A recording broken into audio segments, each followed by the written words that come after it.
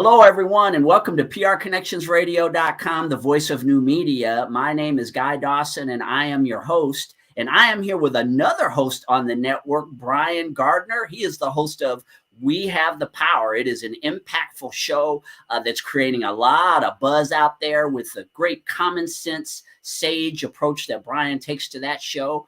And he has more wisdom to share on another platform. And we wanted to talk about that today here at PR Connections Radio. Welcome to the show, Brian. Thank you for having me on. I'm very excited about this because when it boils down to who I am and what my goals are, is to help make this world a better place. And you're certainly showing us this with the impactful show, as I had mentioned before, Brian. We have the power, great messages, and you're giving a lot with that platform. People are receiving it incredibly well. But now you've got another wrinkle that you want to add to the world of content creation. Will you share about that? Yeah, it's going to be called So You Want to Be a ...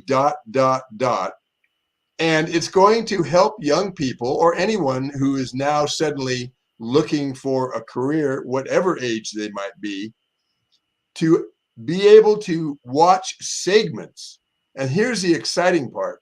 With people who have been doing a particular industry for long enough to be able to impart the upside, the downside, what it takes to be a successful candlestick maker, baker, whatever, electrician. And I think it's going to save a lot of young people a lot of grief and a lot of time, because many people, especially with sports, think, oh, I want to be a basketball player. It's all fun and money and limousines and all that. Well, I'm going to be interviewing somebody who has been in the NBA to tell you what it's really like, what it takes, what are the upsides, what are the downsides. A lot of times people will say, oh, I want to be a traveling musician. Do you really want to be on the road for 9 months a year away from your wife and family or husband and family? And so this is going to serve helping young people get into the occupation or the industry that they really want to do, saving them wasting time, saving them getting mad at society, doing graffiti, doing damage, doing crime, getting involved with gangs and all of that because they're frustrated. They went down the path a certain amount of time, found out that that path did not lead them where they really wanted to go. This show will help them avoid that kind of waste of time. This is a really interesting concept, Brian. When you started talking to me about potentially bringing this type of show to the network, my ears just perked up right away. Is there some experience that you've had? What inspired you to want to create this type of a show? Well, it is what I mentioned before, to try to leave this world in better shape, because my dad as a scout leader made us leave the campsite in better shape. Wait, I didn't throw down that Wrigley gum wrapper. Pick it up. Let's go, But the other thing is, when I was 18, I remember this very vividly. I could talk to my mom a little easier than my dad. He was a little more kind of difficult if you went outside the norms of society, get a job, get a house, all that. So I could talk to my mom easily. And I said, Mom, I was 18. I said, Mom, I like music, but I like auto racing. I don't want to be a race car driver, but I really don't know what I want to do. And she went, don't worry, Annie, you'll figure it out. Bye. That was it. That's the advice you're going to give me. And I remember that vividly, that I felt like I was shot out of a cannon. Here I go.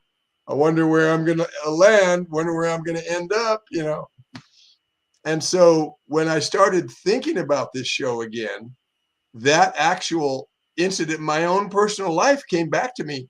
And I don't want young people to be in that situation, because they might not get the exact same response from their parent, but the parent might say, well, give it time. It'll work itself out. Some kind of answer that doesn't really answer it. And I think those parents, and I'm going to write a press release and send it to every high school principal, they're going to go, whoa, get our young people to watch this show. Hey, Betty, you want to be an electrician? Watch segment 12. Okay, please. Trying to figure out what you want to do when you grow up, Brian, as you had mentioned, is a challenge for so many of us. And I think a show like this is important because it will give people out there a broader perspective of something that they might be potentially interested in. Like you had mentioned that things are not always what they seem to be. And by actually having interviews with people in certain industries, I think it'll be insightful to help people when they're trying to figure out what they want to do. Yeah, and this is absolutely applicable when you talk about sports and the entertainment industry. People say, oh, I want to be a singer. I want to be a drummer. I want to be in sports, because I'll make millions, have limousines. No, come on. It's not always that way. Many people try to make it music. I've been a musician, Guy, for over 50 years. I've loved playing, but I've never made it into the big ranks. Although when I was younger, that's what I wanted to do. But I'm glad that I got involved with public relations and marketing and sales. So I had something to do if that didn't pan out, you see. So this is another way I'm helping young people and anyone entering the job market at any age, really. And you've got all these different industries. Again, it just seems almost limitless when you think about what people are, what they do. Yeah. Do you have any industries right off the bat? I know you had mentioned maybe like being a basketball player, for instance, that you could have an NBA player that would come on or something and tell you more information about what it really is like to be in that particular industry. But are there specific industries that you want to highlight? One comes to mind, and I've heard from people that running a restaurant, even though you might love to make food and you love people and the interaction, I want to talk to somebody who's been in the food service or restaurant industry for many, many years, because it is not easy. Guess when you're working? You're not working Monday through Friday, 8 to 5. That's not when people go out for the most part to get food. You are going to be working when you probably would rather be home with your family. When people go out in the evenings during the week or on the weekend. What about, here's something that I'm sure the restaurateurs that I interview will take up. Hey, guess what? You want to be home on Christmas, New Year's, Mother's Day, Father's Day? No, that's when you have the biggest business. You will be in the restaurant.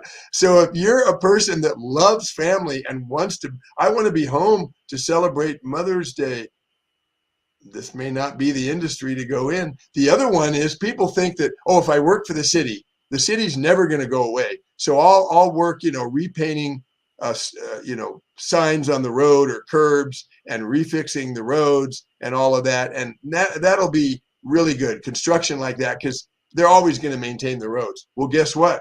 It's the same thing as the restaurant business.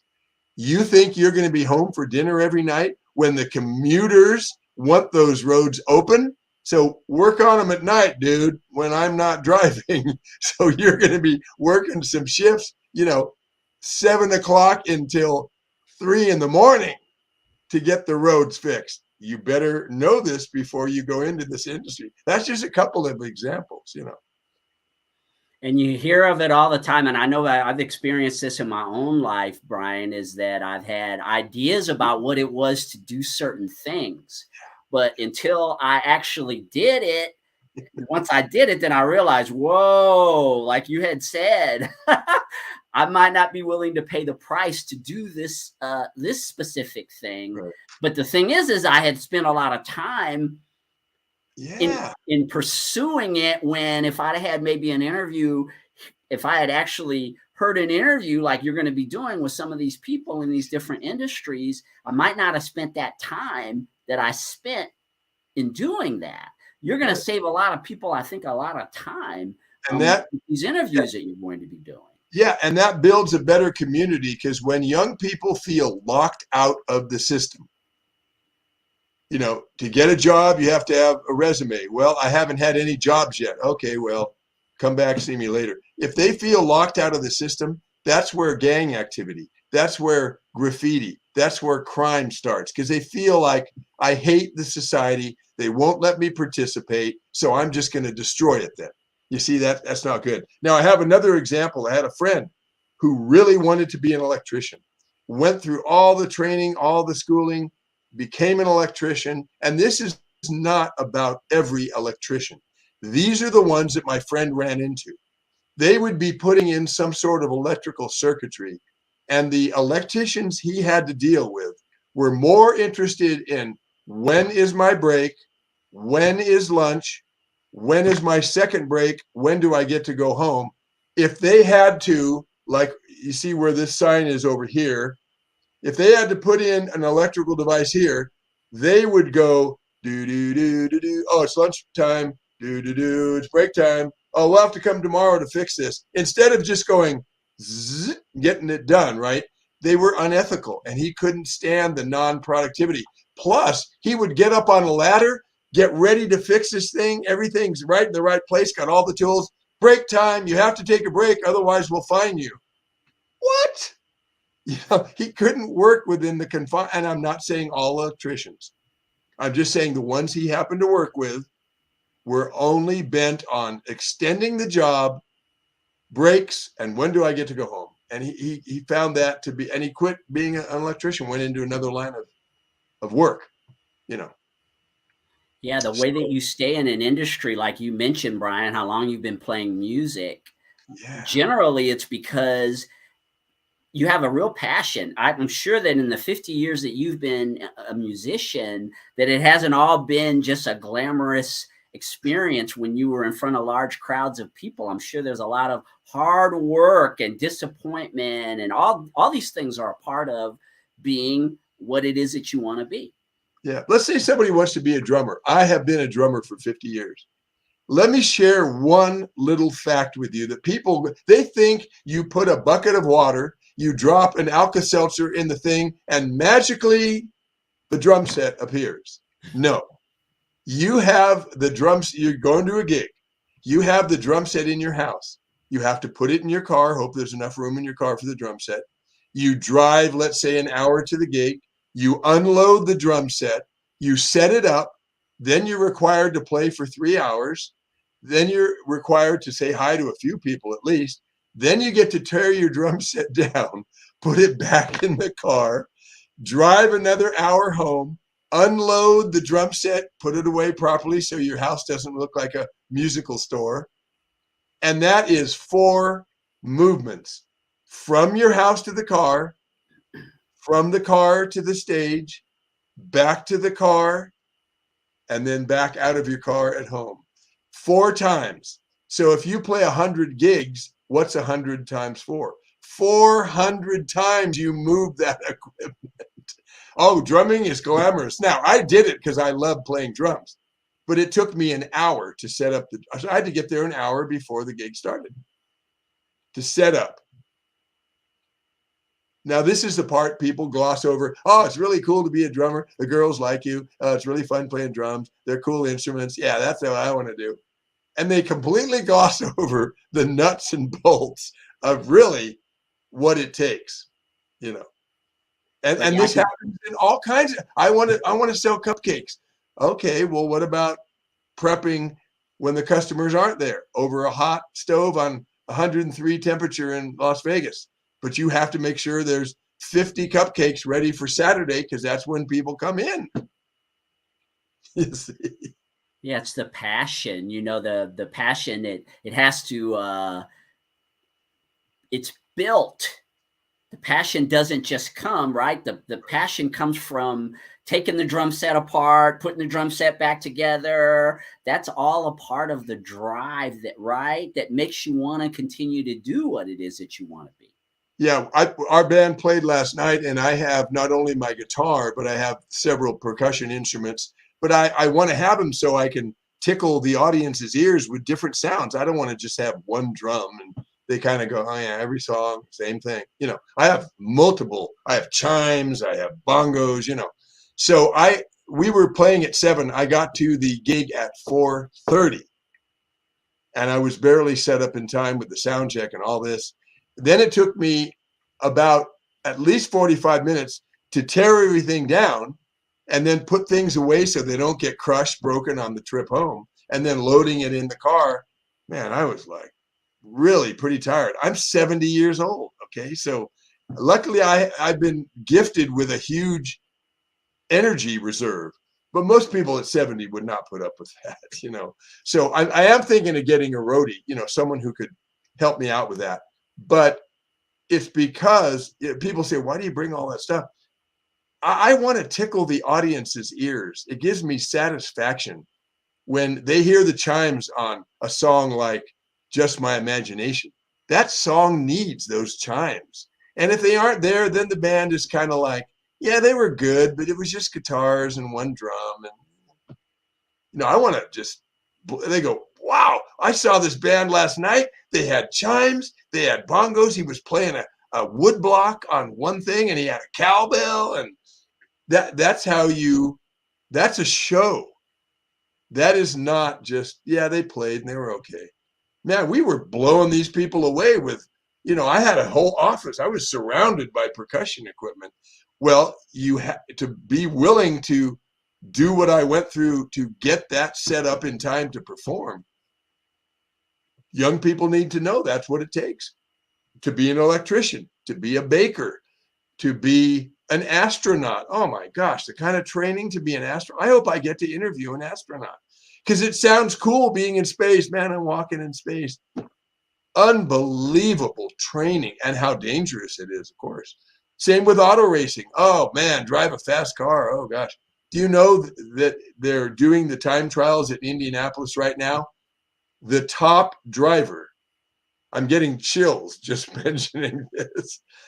The average speed for a 4-lap run was 233 miles an hour. Now, we know about averages. That means he has to be going faster than 233 at some point, like 240. Woo! Yeah, now, when I'm doing 80, I'm like, whoa. And it is exciting to be a race car driver. You get flown in planes. You don't have to pick your car up. Everything is handled for you at that level. But you have to hear from someone who is or has done it. The traveling, you're on the road most of the year, going to races sometimes all over the world. You have to decide what you want to have. You should never ask a young person, what do you want to be? You should ask them, what do you want to have? I want to have a family life. I want to come home for dinner. Then you do not want to be an astronaut or a race car driver, or a long haul truck driver. Well, I don't care about a family. If I get to see my wife every once in a while, okay, well, then don't be, someone who has a desk job, in a cubicle, and you're going home to your wife every night. Maybe you won't be happy with that, It's going to be a fun show because it's just amazing what you're wanting to do here, Brian. Can you imagine a young person sitting down, Mom, I'm going to watch this show. I really want to be a blah, right? She's watching. That's the kind of training. That's the kind of expense. Those are the hours. Mom, Mom, I don't want to be a hairdresser anymore. I don't want to be a ditch digger anymore. It's going to be really fun because the fun part for me, not that I dwell on negatives, but when people have so many expectations about so many careers, we're going to always talk about the good stuff first. And then I'll say, hey, Mr. Electrician, all right, tell me the bad days. That's going to be the fun part. He goes, oh yeah, it ain't all, gravy and, flowers. Okay. And that'll be where push comes to shove. The rubber meets the road. Because I'm not going to let the person be, I hate electrician. I don't want them saying they hate the thing, because that doesn't help anybody. I want them to love being an electrician, but I want them, or whatever career, but I want them to love it, but I want them to tell me, like I just did to you about all the loading and getting early, what is the stuff you might not have thought about in this career path, in this industry, Yeah, we're really looking forward to bringing this show over to the network, Brian. And so you want to be, it's so limitless in terms of all the different opportunities out there for you to connect with people who are great in their fields, and to show people that excellence, and then they can make a choice. I think for the young people, again, you're really giving them an excellent platform that can save them a lot of time in terms of the choices that they make in their careers. right? And it is blowing away the preconceived ideas that if you're a model, it is so wonderful constantly. If you're a musician, it's always wonderful. If you're a sports star, it's always wonderful. People have these ideas. And if someone really wants to be a basketball player, more power to them. But here's the checklist. Are you willing to go through this checklist? Yes, I am. Well, then, okay, you probably will be a basketball player or a race car driver or an astronaut, because the astronauts and the race car drivers and the sports figures who got there went through those checklists, were willing to do what was necessary to get there. And they knew they had to do this. And they said, I don't care. Because I imagine the Rolling Stones, they could have been flunkies and had no job and whatever. They just were grim and determined to make it. And how many groups try to make it and don't? And look how they've lasted. But if I got to interview Mick Jagger, could he tell me some stories of some of the bad stuff he went through? Stephen Stills, I saw him live once. I had front row seats, and he was talking about being in Greenwich Village without a penny in his pocket, no record deal, hoping to do something. And he kept at it, and he did make a career for himself. But at one point, the scale was tipping like this. He could have been nobody if he didn't get the connections. Well, if you want to be a famous musician, are you willing to go through some lean times? No, man, I didn't know that was part of it. Well, yeah, So we're going to have a lot of fun with this show. And I think here's a couple things else I wanted to say. Let's use electricians again. So B&L electricians, right? They're going to be happy to help young people out, but they're also getting free publicity, which fine.